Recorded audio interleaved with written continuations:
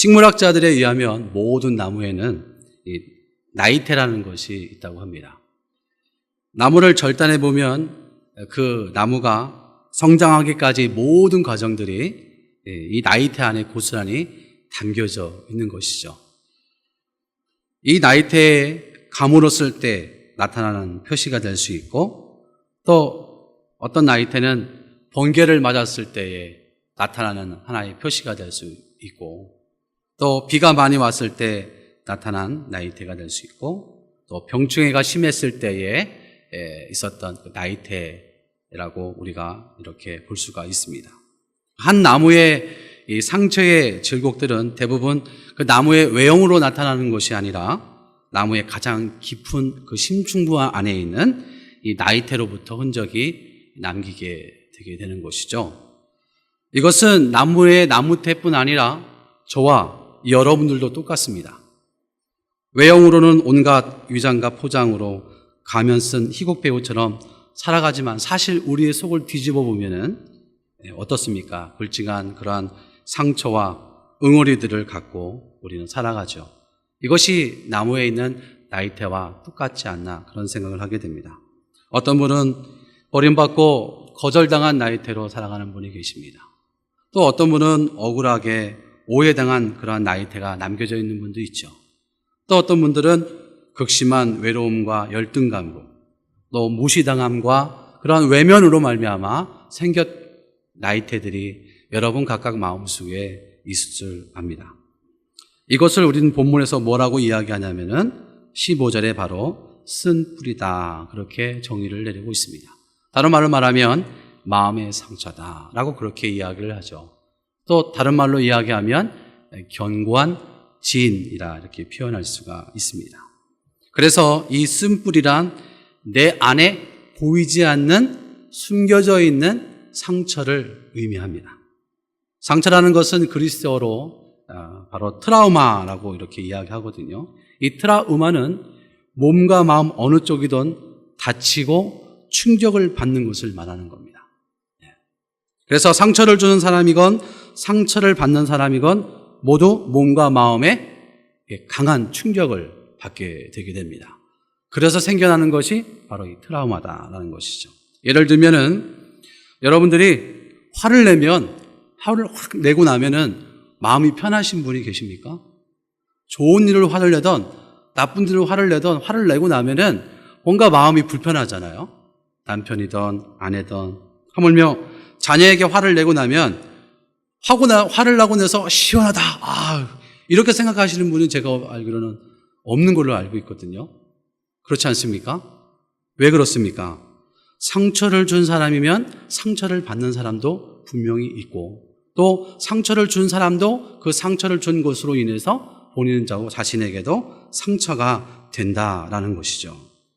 어떤 분이 그런 얘기를 해요. 나는 뒤끝이 없는 사람이야. 그런 분들이 우리 주변에 가끔 가다가 계십니다. 근데 이런 분들도 그렇게 말을 하지만 실상은 자신도 모르게 상처가 그 안에 남게 되게 되는 겁니다. 근데 더 중요한 것은 나는 뒤끝이 없어 이야기하지만 그 말을 듣는 사람은 더 큰 상처를 받는다라는 것이죠. 이 사실을 잘 모르시더라고요. 분명한 것은 내가 상처를 주면 그 사람도 상처를 받고 상처를 준 사람도 상처를 받게 되는 것이다 라는 겁니다. 그리고 이러한 상처로 우리 사라지는 것이 아니라 그게 우리의 뇌 속에 단백질로 남겨지게 되게 되는 겁니다. 더 중요한 것은 이 묻혀졌던 이 상처들이 우리의 감정과 자아에 영향을 끼치게 됩니다. 그래서 어느 순간 말과 행동에 영향을 주게 되죠. 그래서 어느 순간에 그것이 뭐예요? 나도 모르게 폭발하는 경우가 있어요. 이것을 우리는 뭐라고 이야기하냐면은 분노, 이렇게 이야기합니다. 분노. 그러니까 이 분노라는 것이 갑자기 확 일어나는 게 아니거든요. 아주 처음 조금씩 쌓이다 보면 그것이 이제 딱 찼을 때에 그때 건들면 어떻게 되는 거예요? 그때 분노가 폭발하게 되는 것이죠. 여러분 감기 걸리셨잖아요. 감기도 딱 걸리면 바로 증상이 나오는 게 아니죠. 잠복기가 있습니다. 그래서 서서히 시간이 지나면서 감기의 증상이 우리 몸에 나타나게 되는 것이죠. 우리가 받은 상처의 증상도 이와 같은 겁니다. 때문에 상처 때문에 분노를 품고 있는 사람은 그 삶 속에 기쁨을 찾을 수가 없죠. 그뿐 아니라 사람은 자신의 경험만큼 세상을 보고 이해를 합니다. 상처가 있으면 그 상처를 토대로 세상을 보기 때문에 세상 속에서 그 방법, 내가 받은 그 상처를 가지고 그대로 가지고 살아가게 되는 겁니다. 어느 장로님이 26층 아파트에 사십니다. 이 장로님은 높은 층을 좋아해서 26층에 사는 것이 하나님께서 나에게 주신 이건 은혜다, 혜택이다, 복이다, 그런 마음을 갖고 살아가시는 분이에요. 창문을 열면 모든 것이 환하게 다 보여요. 시원한 바람부터 시작해서. 그런데 이 장로님 집에 한여름에는 한여름이 돼도 창문을 열어놓지 못한답니다. 왜 그러냐면 아내 되시는 권사님 때문이라는 거예요. 이 권사님은 모든 창문을 다 그 더운 여름에도 걸어놓습니다. 다 닫아놔요. 왜 그렇게 하느냐? 그러면 물어보면은 도둑이 든다는 거예요. 도둑이 들어요. 장로님이 26층에 어떻게 도둑이 들어올 수 있느냐 이렇게 말하면 권사님은 그렇게 얘기한대요. 로프 타고 옥상에서 로프 타고 내려온다고. 그래서 문을 닫아야 된대요. 예, 여러분 권사님이 이렇게 생각하게 된 것은요, 과거에 아픈 기억 때문에 그런 겁니다. 이 권사님이 결혼하기 전까지만 해도 집에 도둑이 3번 들었답니다. 그 중에 기억에 남는 한 가지는 고3 때 여름에 새벽까지 공부를 열심히 하고 있는데 책상 앞에 창문을 딱 열어놓는데 그 열어놓은 창문을 통해서 도둑이 들어온 것을 집도 눈으로 딱 본 거예요. 그래서 깜짝 놀란 거예요. 그게 그 권사님에게는 트라우마로 남아있는 거예요. 그래서 이 권사님이 26층 아파트에서도 창문을 절대 열어놓지 않고 잠궈놓는다는 거예요. 반면에 장로님은 달랐습니다. 장로님은 살아오면서 도둑을 맞은 적이 한 번도 없습니다. 장로님 가정은 항상 대식구였어요. 식구가 많을 때는 16명, 한 대 다 모여서 사는 거예요. 그러니까 도둑이 들어온다 할지라도 몇 개의 신발? 32개, 두 짝의 신발이 있으니 누가 도둑이 들어올 수 있겠어요. 무서워도 못 들어오죠. 그 덕분에 장로님은 한 번도 도둑을 맞은 적이 없습니다. 단도직입하게 살면서도 창문을 활짝 열어놓고 살았던 거예요. 사람들은 저마다 자신의 안경을 가지고 살아갑니다. 상처가 있는 사람은 이 상처라는 안경을 통해서 세상을 보기 때문에 세상이 아름답지 않게 보이는 거예요. 오늘 저와 여러분들이 여러분 안에 있는 그 묻혀있는 상처가 주님의 은혜로 아름답게 바뀌게 되기를 주의 이름으로 축원합니다. 사람은 누구든지 이 마음의 상처를 가지고 살아갑니다. 그 원인이 어디 있을까? 히브리서 12장 15절 본문 말씀을 보시면 같이 읽겠습니다. 너희 하나님의 은혜를 이루지 못하는 자가 없도록 하라. 아멘. 우리가 하나님의 은혜에 이르지 못하면은 죄를 질 수밖에 없죠. 그렇죠? 은혜가 우리를 죄를 안 지도록 우리를 이끌어 주시는 겁니다.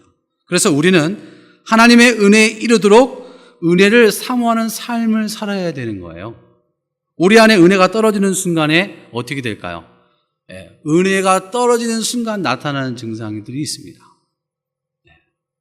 바로 내 안에 있는 그 쓴뿌리들이 위로 올라오게 된다는 거예요.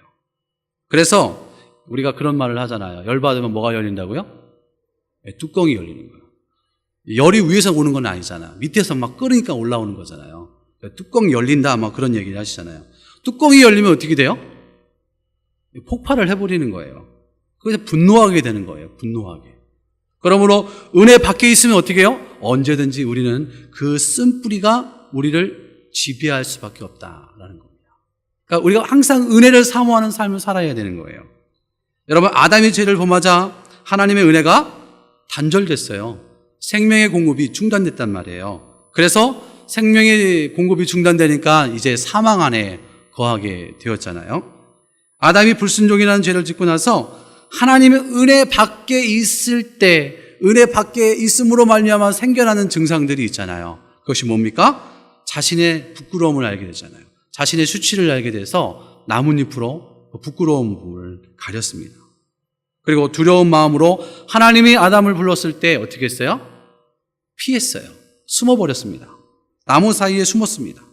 그리고 하나님이 물어봤을 때 아내에게 자신의 죄를 돌려버렸어요. 그리고 에덴 동산에서 쫓겨나게 됐습니다. 그 후로부터 아담의 마음의 상처를 안고 살아가게 되는 거예요. 아담의 죄가 인류에게 전가되는 동시에 사실 아담이 받았던 그 마음의 상처까지도 온 인류에게 전가되었다라는 겁니다. 이후 모든 인류는 아담의 죄로 말미암아 마음의 상처를 가지고 살아갈 수밖에 없는 거예요. 내가 아무리 상처받지 않았다 할지라도 그 안에, 그 마음 깊은 곳에는 뭐가 내재되어 있어요? 상처가 내재되어 있는 거예요. 그 쓴뿌리가 남아있는 거예요. 그 후에 어떤 사건이 벌어지게 됩니까? 바로 가인과 아벨의 사건이 나오게 됩니다. 가인과 아벨의 사건을 통해서 분노의 결과가 무엇인지를 우리에게 보여주고 있습니다. 성경을 한번 보겠습니다. 창세기 4장 6절 말씀입니다. 같이 읽겠습니다. 여호와께서 가인에게 이르시되 내가 분하여 함은 어찌 됨이며 안색이 변함은 어찌 됨이냐. 여러분, 쓴뿌리가 잠재되어 있는 가인에게 어떻게 되죠? 하나님 앞에 제사를 드렸는데 하나님이 안 돼, 믿음으로 드리는 제사가 아니야. 하나님이 거절했잖아요. 그 거절함으로 말미암아 내 안에 있는 쓴뿌리가 올라온 거거든요. 그래서 어떻게 돼요? 분노가 일어나게 된 거예요. 분노가. 그리고 분노의 결과가 뭡니까? 동생 아벨을 돌로 쳐 죽이는 최초의 살인사건이 발생한 겁니다. 이렇듯 아담의 후손의 인류는 누구든 간에 다 쓴뿌리를 가지고 있다는 거예요. 누구든 이해될 수가 없는 겁니다. 두 번째 우리가 알 수 있는 것은 마음의 상처는 가까운 사람들을 통해 받게 된다는 거예요. 우리 안에 내재되어 있는 그 쓴뿌리가 있으면 거기서 끝나면 그래도 좀 그럴 텐데 우리 주변에 있는 여러 사람들을 통해서 더 마음의 상처를 받게 된다는 겁니다. 하나님의 마음이 아파한 사람이 있었습니다. 여러분 잘 아는 다윗이라는 사람이에요. 이 다윗도 어렸을 때 아버지로부터 상처를 받았습니다. 하나님께서 사무엘에게 이새의 집에 가서 이들 중에 한 사람을 기름 부어라. 내가 왕으로 삼겠다. 그렇게 이야기했거든요. 그러니까 사무엘이 이새의 집에 가서 이야기를 하니까 이새가 깜짝 놀란 거예요. 야, 우리 집안에서 왕이 나온단다. 야, 얼씨구나. 가문의 영광이다. 그래서 아들을 쭉 세웁니다. 몇 명을 세울까요? 7명을 세워요. 맏아들부터 쭈루루. 근데 이새 아들이 몇 명이에요? 7명이 아니고 8명이거든요. 그 막내가 누굽니까? 다윗이에요. 다윗은 그 자리에 세우지도 않습니다. 그러니까 아버지에게 있어서 다윗은 어떤 존재예요? 기대를 하지 않는 아들이었어요. 그는 그냥 양치는 목독이면 좋겠다. 너는 그냥 그렇게 평범하게 살아가라. 거기서 끝난 것이 아닙니다. 다윗은 형들로부터 상처를 받습니다. 다윗이 들여서 양을 치는 형들에게 먹을 것을 가지고 갔습니다. 근데 거기는 전쟁터예요. 정말 어마어마하게 큰 골리앗이 이스라엘 향하여 막 바락바락 소리를 지르니까 그 소리가 막 울리는 거예요. 그러니까 이스라엘 백성이 막 주눅이 들어서 막 덜덜덜 떨고 있는 겁니다. 근데 그 소리를 들은 다윗이 입을 열어서 이렇게 이야기하죠. 이 할례 없는 블레셋 사람이 누구간데 사시는 하나님의 군대를 모욕하느냐. 그 골리앗을 향해서 외친 거예요. 어린 소년 다윗이. 그랬더니 이 모습을 본 다윗의 큰형 엘리압이 듣고 잘했다 이렇게 얘기하는 게 아니라 화를 냅니다. 뭐라고 화를 내냐면 내가 어찌하여 이리로 왔느냐. 들에 있는 몇 양을 네게 맡겼느냐. 나는 내 교만과 내 마음의 완악함을 아노니 내가 전쟁을 구경하러 왔도다. 형이 다윗에게 이렇게 이야기하는 거예요. 교만하대요. 마음이 완악하대요. 여러분 동생도 이런 얘기 합니까? 형들이? 얼마나 형이 다윗을 무시하고 깔봤으면은 이런 이야기를 했을까? 거기서 끝난 것이 아니죠. 바로 사울 왕으로부터 상처를 받습니다.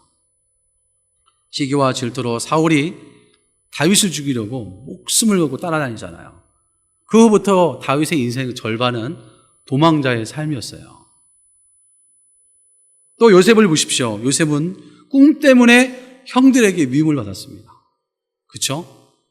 그리고 아버지의 사랑을 독차지했잖아요. 왜요? 아버지 사랑하는 여인 라헬을 통해서 낳은 자녀이기 때문에. 특별히 야곱이 요셉을 사랑했습니다. 그래서 형들의 시기와 질투로 어떻게 합니까? 얘 죽여버리자. 아버지 없을 때 죽여버리자. 그래서 어떻게 해요? 구덩이에 빠뜨려버렸잖아요. 그리고 나서 미디안 상인들에게 팔아버렸습니다. 그리고 보디발의 집에 종으로 팔려가잖아요. 거기서 또 보디발의 아내의 유혹을 받잖아요. 누명을 쓰고도 감옥에 들어갑니다. 자, 여러분 요셉에게 가장 상처를 준 사람이 누구였다고요? 형제들이었어요. 형제들. 여러분 가족 안에도 상처를 주고 받기도 합니다. 여러분 가족 너무 친하다 보니까, 너무 허물이 없다 보니까 쉽게 대하고, 자녀들이 상처를 누구를 통하여 받는가 조사를 했습니다. 조사를 해본 결과에 의하면 아버지에게서 40.7% 상처를 받는다고 합니다. 우리 아버님들. 어머니에게 32.1% 상처를 받는다고 합니다. 우리 어머님들. 그래도 아버님보다 나으시네요. 가정 안에서 가장 가까운 부부들끼리도요, 서로 상처를 주고 상처를 받습니다. 왜요? 말을 함부로 하잖아요. 무시하잖아요. 잘났어 정말. 아이고 왼수 뭐 이렇게. 그렇죠? 저 인간 뭐 그런 얘기를 하면서 상처를 주고 상처를 받습니다. 어떤 퀴즈 프로를 보니까 할아버지가 할머니에게 퀴즈 문제를 냈습니다. 우리처럼 오래 사는 사람을 뭐라고 하지? 네, 뭐라고요? 왼수지가 두 글자 네 글자 그러니까 처음에는 왼수 그러니까 그게 말고 네 글자 그러니까 뭐라고요? 평생 왼수. 천생연분인데 답은. 여러분 부부간에도 상처를 주고받습니다. 근데 그 상처가 지워지지 않고 영원히 가잖아요. 그래서 집안에 뭔 일만 있으면 아내의 비장의 무기가 되잖아요. 그걸 끄집어내갖고 옛날에 했던 이야기 내가 당신이 했잖아. 저도 그래요. 여러분도 그럴 거라고 내가 믿습니다. 부부관계에서도 친구관계에서도 직장에서도 형제에게도 우리는 수많은 이 쓴뿌리로 둘러싸여 살아가고 있습니다. 때로는 우리 자녀, 초등학교, 어린 아이를 통해서도 우리 부모는 상처를 받습니다. 세 번째로 알 수 있는 것은 마음의 상처에는 고통이 있다라는 거예요. 본문을 보면 상처로 인하여 생긴 쓴뿌리 때문에 나타나는 몇 가지 증상들이 있습니다. 제가 한번 읽어보겠습니다. 너희는 하나님의 은혜에 이르지 못하는 자가 없도록 하고 또 쓴뿌리가 나서 괴롭게 하여 많은 사람이 이로 말미암아 더럽게 되지 않게 하며 음행하는 자와 혹 그 한 그릇 음식을 위하여 장자의 명분을 판 에서와 같이 망령는 자가 없도록 살피라. 이렇게 이야기하고 있습니다. 그러니까 상처로 인하여 하나님의 은혜에 이르지 못하면 괴로움이 생기는 거예요. 예. 여러분, 괴로움이 막 생기는 이유는 뭐 때문에 생긴다고요? 하나님의 은혜가 없기 때문에 괴로워하는 거예요. 그리고 또 뭐가 있습니까? 이것으로 더럽게 된다. 그렇게 이야기하고 있습니다. 또 에서와 같이 망령된 자가 될 수 있다. 이렇게 이야기하고 있는 겁니다. 예, 저희 아들이 있지만 아들이 어렸을 때 이상한 소리를 낸 적이 있습니다. 그래서 이게 웬일이냐 하고서 병원에 갔죠. 근데 이제 의사 선생님이 스트레스로 인한 증상이라는 거예요. 이걸 이제 우리가 뭐라고 해요? 일명 틱이라고 하잖아요. 틱. 우리 아이들 그런 일들 많이 있잖아요. 얘가 스트레스를 받는 거예요. 얘가 도대체 스트레스 받을 일이 뭐가 있을까 했더니만 부모로부터 스트레스를 받고 또 자기 동생으로부터 스트레스를 받는다. 그런 결과가, 조사 결과가 나왔습니다. 여러분, 보이지 않는 우리 안에 숨겨져 있는 그 내적 상처는요, 이 사람의 내면으로부터 시작해서 외면으로 표현되어지는 경우가 많이 있습니다. 전에 제가 성남에서 사역했을 때 한 자매가 있었는데요. 이 자매가 어느 날부터 말을 더듬기 시작했어요. 이렇게 막 말을 더듬는 거예요. 저도 가끔가다 말을 더듬잖아요. 그래서 구강에 문제가 있나 싶어서 병원을 찾아갔는데 정상이래요. 혹시 모르니까 한번 신경외과라든가 정신과를 한번 가보시는 게 어떻겠습니까? 그래서 가봤습니다. 가서 정신과 치료를 받았는데, 그런데 뜻밖에도 어떤 외형적인 영향에 의해서 생긴 증상이 아니라 어머니의 과도한 집착에 의해서 생긴 반응을 그 자녀가 말 더듬으로 표현하고 있었던 겁니다. 네. 여러분, 우리가 스트레스 받으면 어디가 아파요? 목이 아프잖아요. 몸이 뻐근하잖아요. 똑같은 겁니다. 이 어머니는 어릴 때 자신이 이루지 못했던 꿈을 누구를 통해서요? 자녀를 통해서 이루려고 했던 거예요. 그러니까 이 아이가 얼마나 스트레스를 받았겠어요. 우리의 속담에 종로에서 뺨 맞고 한강에서 분풀이 한다라는 말이 있습니다. 자신의 상처로 인한 아픔이 해결되지 않으면 애꿎은 사람들이 그 상처의 이생물이 되는 거예요. 그런 경우가 많이 있잖아요. 특히나 우리 자녀들은 이 받은 상처는 자녀가 자녀에까지 대물림된다는 사실을 우리 기억해야 합니다. 그래서 우리 자녀에게 나타나는 이런 증상들, 성격이라든가 말투라든가 행동이라든가, 사실 이게 유전자에 의해서 생기는 것도 혹여 있을 수 있지만 주변의 환경에 의해서 생기는 겁니다. 그러면 누구한테 가장 많은 영향을 받겠습니까? 부모로부터 가장 많은 영향을 받는 거예요. 그래서 아이가 이상한 행동을 한다 그러면 먼저 부모를 먼저 봐야 돼요. 나 자신을 먼저 봐야 돼요. 내가 어디에 잘못되어 있나. 왜냐? 가장 많이 가까운 사람을 위해서 영향을 받고 있기 때문에 그런 겁니다. 때문에 이런 상처들은요, 상처를 통해서 우리가 고통을 받는 삶을 살아갈 수밖에 없게 되는 것이죠. 네 번째는, 마음의 상처는 치유를 받을 수 있습니다.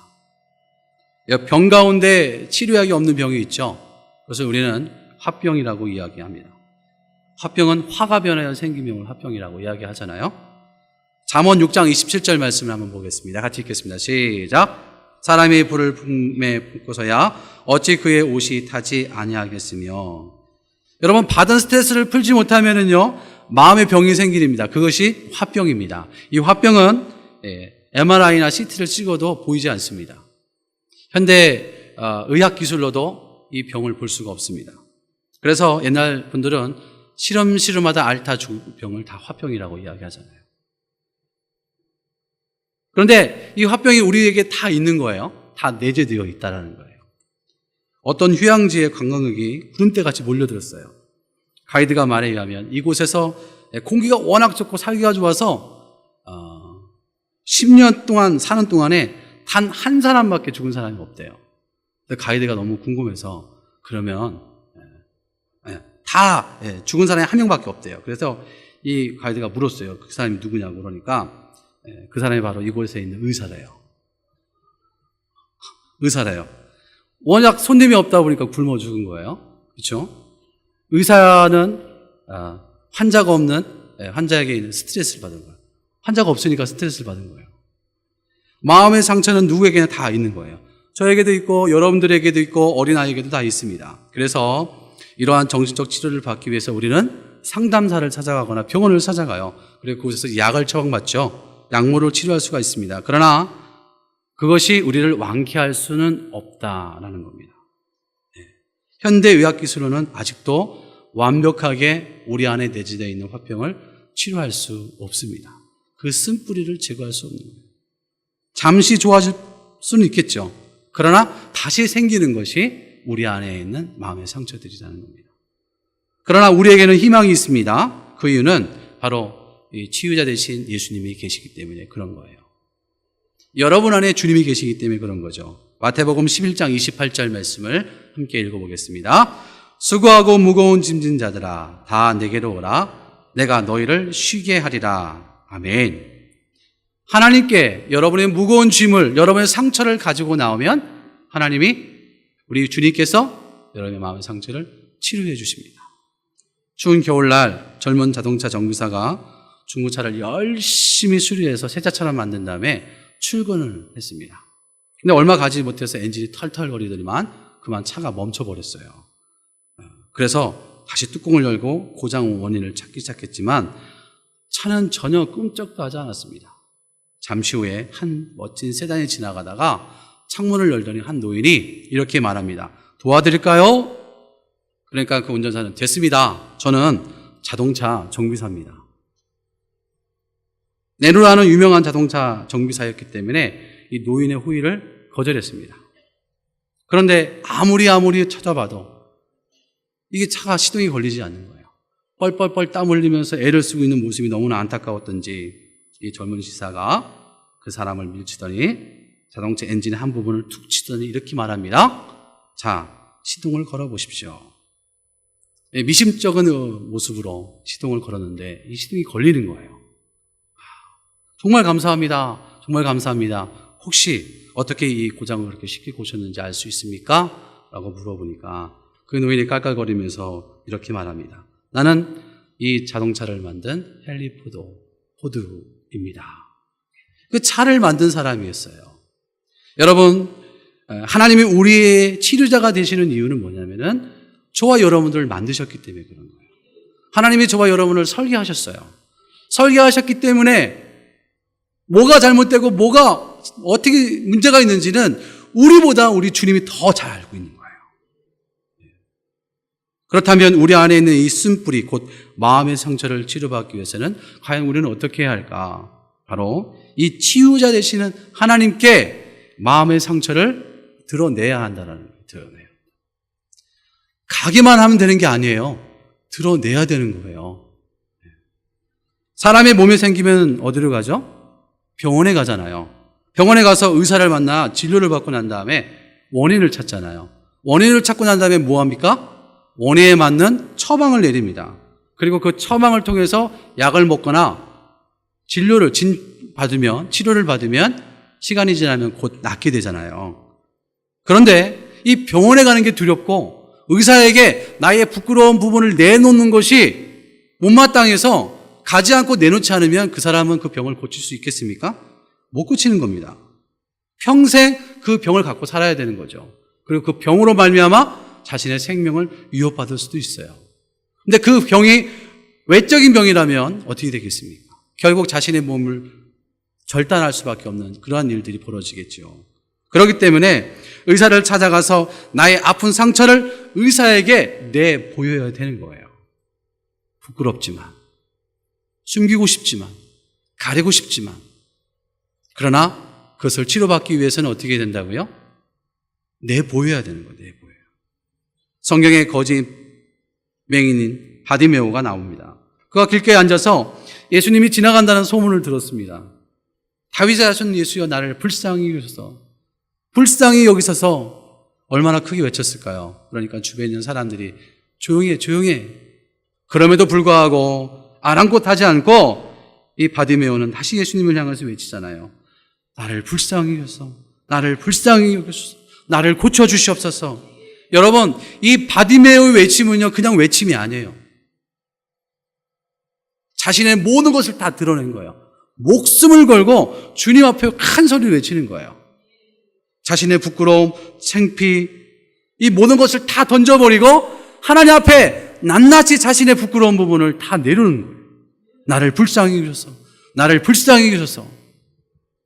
사랑하는 여러분, 우리도 마찬가지입니다. 우리도 내 안에 있는 상처가 있다는 사실을 알고 있다면, 예수님만이 나의 치료자가 된다는 사실을 여러분들이 확신한다면 우리의 부끄러움, 우리의 모난 부분들을 주님 앞에 가지고 나와서 내드려야 돼요. 내보여야 돼요. 이것이 뭔지 아십니까? 이것이 회개예요. 출애굽기 15장 26절 말씀을 보겠습니다. 이러시되 너희가 너희 하나님 나 여호와의 말을 들어 순종하고 내가 보기에 의를 행하며 내 계명에 귀를 기울이며 내 모든 규례를 지키면 내가 애굽 사람에게 내린 모든 질병 중 하나도 너희에게 내리지 아니하리니 나는 너희를 치료하는 여호와임이라. 마태복음 4장 23절 말씀을 같이 읽겠습니다. 예수께서 온 갈릴리에 두루 다니사 그들의 회당에서 가르치시며 천국 복음을 전파하시며 백성 중에 모든 병과 모든 악한 것을 고치시니, 모든 약한 것을 고치시니 주님이 고치셨어요. 제가 전에 저희 동기 목사님 중에서 개척을 준비하시는 목사님이 계셨어요. 그래서 개척을 준비하기 전에 먼저 내가 상담에 대한 공부를 좀 해야 되겠다, 그런 마음을 가지셨던 것 같아요. 그래서 세미나에 참석을 했는데 많은 인상실험, 이론, 교육, 학습의 그런 예제를 많이 공부를 했습니다. 그러면서 그분이 깨달은 게 있어요. 뭐냐면은 결정적으로 이거 하나님 만나지 않으면 절대 치료가 불가능해요. 그걸 깨달았어요. 아무리 이론적이고 대단하고 하다 할지라도 다소 하나님을 만나지 않고 자신의 죄를 하나님 앞에 내려놓지 않으면, 드러내지 않으면 그건 치료 불가능한 거죠. 그분이 그걸 깨달았잖아요. 여러분, 물론 이 심리치료가 우리에게 도움을 줄 수는 있습니다. 그러나 진정으로 치료함 받기를 원한다면요, 여러분, 하나님을 만나야 되고, 하나님 앞에 우리가 가지고 있는 그 내놓지 못하는, 부끄럽고 그것을 드러내야 되는 거예요. 사랑하는 우리 하나교회 성도 여러분, 오직 예수님만이 우리의 치료자가 되실 수 있습니다. 우리의 마음의 상처를 완벽하게 치료할 수 있는 분은 우리의 구원자이신 예수 그리스도 외에는 없어요. 여러분 가운데 마음의 상처가 있습니까? 하나님 앞에 나가셨어요. 속상한 것, 억울한 것, 아프고 괴로운 것, 하나님 앞에 다 낱낱이 아뢰십시오. 성경에 보면은 많은 사람들이 주님 앞에 나와 간절하게 외치며 주님 앞에 구하는 모습들을 우리가 볼 수가 있습니다. 여러분, 주님 앞에 내놓는 시간이, 그 시간이 어떤 시간이에요? 기도의 시간이에요. 여러분, 우리에게 기도의 시간이 주어졌잖아요. 금요 기도회 때 나오십시오. 그리고 마음껏 주님을 향하여 우리의 상처를 주님 앞에 내놓으십시오. 그리고 여러분, 주님의 치유를 기다리시면 됩니다. 주님의 치유의 역사가 여러분 가운데 임할 줄 믿습니다. 또 나에게 상처를 준 사람을 용서해야 합니다. 용서는요, 사실 나보다 상대방이,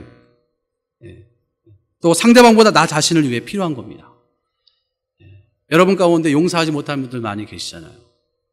한신교회 이중표 목사님이 계십니다. 그분이 살아계셨을 때 이런 일이 있었다고 합니다. 교회 집사님 가운데 사회적으로 성공한 기업가가 있었습니다. 이분은 사회적으로 성공했을 뿐 아니라 교회에서도 전혀 나무랄 데 없는 분이었습니다. 그런데 집에서는 아내를 괴롭히는 못된 남편이었습니다. 부인은 미모도 아름답고 교양 있고 살림 잘하고 나무랄 데 없는 아내였습니다.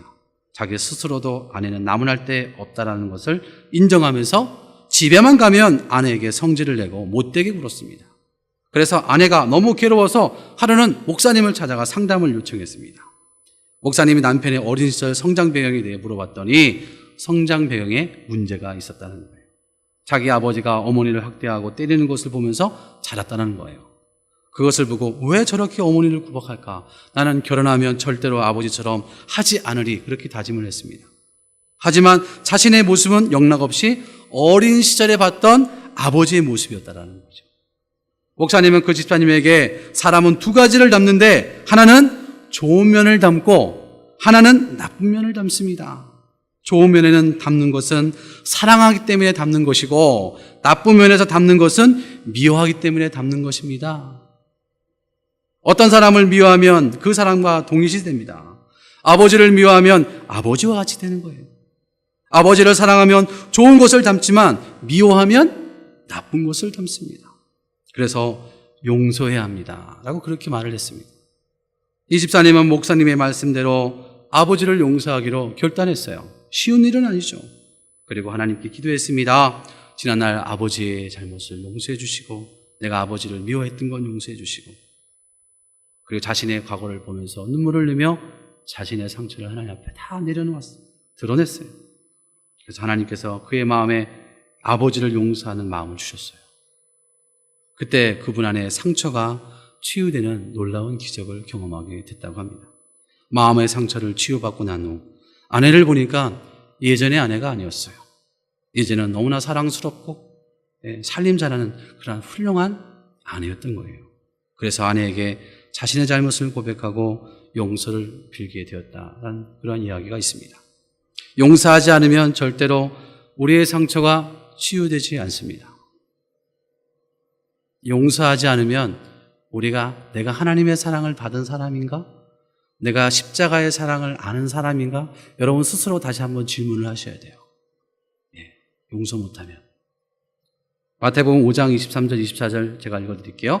그러므로 예물을 제단에 드리다가 거기서 내 형제에게 원망을 들을 만한 일이 있는 것이 생각나거든 예물을 제단 앞에 두고 먼저 가서 형제와 화목하고 그 후에 와서 예물을 드리라. 먼저 용서해야지 하나님 그 예배를 받아주신다는 거예요. 먼저 화해하고 와야지 하나님이 그 기도를 들어주신다는 거예요. 먼저 용서할 수 없는 사람을 주님의 사랑으로 덮어주고 용서하시면 여러분의 상처가 치유될 줄 믿습니다. 할렐루야. 마지막 상처를 은혜로 받아들이면 여러분 치유될 수 있습니다. 은혜가 사라지면 뭐가 나타난다고요? 쓴뿌리가 우리 가운데 올라온다고 제가 말씀드렸습니다. 반대로 생각해 보십시오. 은혜가 충만하면 어떻게 될까요? 쓴뿌리가 단뿌리로 바뀌는 거예요. 우리가 하나님의 은혜를 경험하면 할수록 마음의 상처가 치유되는 놀라운 경험들을 우리가 경험하게 됩니다. 여러분 은혜 충만할 때 생각해 보십시오. 사람이 아름답게 보이잖아요. 근데 은혜가 떨어지면 똑같은 사람인데 저렇게 밉게 보여요. 그렇지 않아요? 제가 경험을 해봤거든요. 요셉은 형들 때문에 종살이에 옥살이라는 말할 수 없는 고통을 당했잖아요. 그렇죠? 그런데요, 요셉이 대단한 사람이라는 것을 우리가 어떻게 알 수 있냐면은 그가 수많은 상처를 받았음에도 불구하고 그 상처를 하나님이 주신 은혜로 바꿨습니다. 창세기 45장 5절 말씀을 보겠습니다. 요셉이 형들에게 이렇게 이야기합니다. 같이 읽습니다. 당신들이 나를 이곳에 팔았다고 해서 근심하지 마소서, 한탄하지 마소서. 하나님이 생명을 구원하시려고 나를 당신들보다 먼저 보내셨나이다. 아멘. 할렐루야. 여러분 누구보다 마음의 상처를 받는 사람이 누구라고요? 요셉이에요. 요셉. 1순위. 그런데 그가 고백하기를 다 하나님의 은혜였다. 다 하나님의 은혜였다는 거예요. 나에게 일어났던 모든 일들이 하나님의 은혜라는 사실을 비로소 알 때 요셉의 마음의 상처가 치유되기 시작된 거예요. 용서할 수 있게 되는 거예요. 여러분 우리 교회에 포커싱 하잖아요. 포커싱 참석하신 분들 계시는데 포커싱을 참석하면 인생 여정표라는 것을 작성을 합니다. 과거에 나빴던 일들, 행복했던 일들을 이제 스포티지에서 붙여서 하거든요. 근데 그것을 하다 보면은 깨달아지는 게 있습니다. 뭔지 아십니까? 지금까지 하나님이 다 하셨구나. 나를 연단하는 과정에 올려놓으셔서 나를 이렇게 만들어 가셨구나 라는 것을 우리가 포커싱을 통해서 깨닫게 돼요. 살아오면서 삶의 조각난 그 퍼즐을 하나씩 모아서 맞추다 보면 거대한 그림이 만들어지는 것처럼 하나님이 이렇게 나를 만들어 가셨구나 라는 사실을 알게 되는 거예요. 그러니 우리의 삶 가운데 일어난 모든 일들이요 결코 우연이 아닌 거예요. 그럴 때 우리 입에서 나오는 고백이 있습니다. 어떤 고백이 나올까요? 하나님 감사합니다. 하나님 감사합니다. 내 과거에 비록 힘든 일이 있고 어려운 일이 있고 역경이 있다 할지라도 그것이 다 하나님의 은혜였구나. 그것이 나를 만들어가는 하나님의 은혜였구나 하는 것을 깨닫는 그 순간에 감사할 수 없는 환경이다 할지라도 우리 입술 가운데 하나님 감사합니다라고 감사할 수 있게 되는 거예요. 그냥 감사하는 게 아닙니다. 요셉이 지금 그런 겁니다. 은혜를 깨닫고 난 후에 과거의 상처는 나를 만드는 과정이었구나 하는 것을 깨달은 거예요. 그러니까 어떠한 고난이 있는다 할지라도 그것이 다 뭐가 되는 거예요? 은혜가 됐던 거예요. 다 은혜가 됐던 거예요. 그러므로 여러분 가운데 일어나는 모든 상처를 요셉처럼 하나님의 은혜로 받을 수 있기를 주의 이름으로 축원합니다. 지금 좀 절박한 상황이다 할지라도 그 절박한 상황을 뭘로 받으시라고요? 하나님의 은혜로 받으시는 거예요. 하나님의 은혜로. 헨리 나우넨의 상처 입은 치유자라는 책이 있어요. 그는 이 책에서 예수님을 상처받은 치유자라고 그렇게 표현하고 있습니다. 예수님은 사람들로부터 상처를 받았고 또 믿고 따르던 제자들로부터 배신에 대한 상처를 받았습니다. 그리고 십자가에 못 박혀 죽어야 되는 크나큰 상처를 받으셨죠. 예수님의 생애를 한마디로 말하면 상처받은 생이었다, 이렇게 이야기할 수가 있습니다. 인류의 모든 상처를 홀로 체험하신 예수님은 결국 모든 인류의 상처를 치유하시는 위대한 치유자가 되신 거예요. 내가 상처를 받았기 때문에 그 상처로 말미암아 인류를 치유할 수 있는 치유자가 되신 거예요. 우리도 이 세상에 살아갈 때 많은 상처를 받습니다. 그러나 이 상처받은 것 때문에 다른 사람을 공격하거나 원망해서는 안 되는 거예요.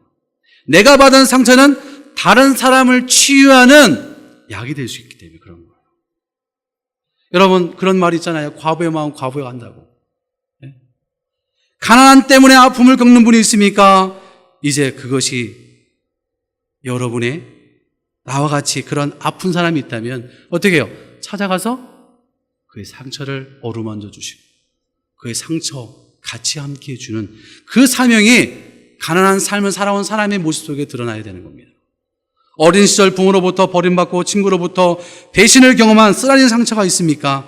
그것을 가슴에 품고 원망하며 살아가라는 그 의미가 아니라 그 상처를 가지고 그렇게 상처 입은 사람을 찾아가서 위로해 주라는 거예요. 질병 가운데 나음을 받는 사람이 있습니까? 바로 내 주변에 그런 질병으로 고생하고 고통하는 사람이 있으면 찾아가서 그 신음하는 사람에게 찾아가서 그들을 위로하고 내가 만난 예수, 내가 받은 예수 그리스도의 십자가 사랑을 그들에게도 나눠줌으로 말미암아 함께 치유받고 치유자가 되라고 주님께서 우리에게 그 상처를 주신 거예요. 내 과거와 상처로 얼룩져 있을 때 생각하면 아프고 쓰라린 나날로 살 수밖에 없는 그 연약한 삶이지만 그것 때문에 자기의 삶을 비관하거나 원망해서는 안 된다는 겁니다. 그 상처가 여러분에게 오히려 선이 되고 복이 되어서 오히려 그 상처로 말미암아 나와 같이 상처를 받은 자를 치유할 수 있는 그 치유자가 될 수 있는 우리 하나교회 모든 성도가 될 수 있기를 주님의 이름으로 축원합니다. 그러기 위해서는 그 상처를 통해서 어떻게 하라고요? 은혜로 받아들이는 거예요. 여러분의 은혜로 받아들이는 거예요. 상처로 두지 말고 그 상처를 통해 은혜를 받아는 거예요. 그때 그 상처 입은 여러분은 치유자가 되게 되는 것입니다.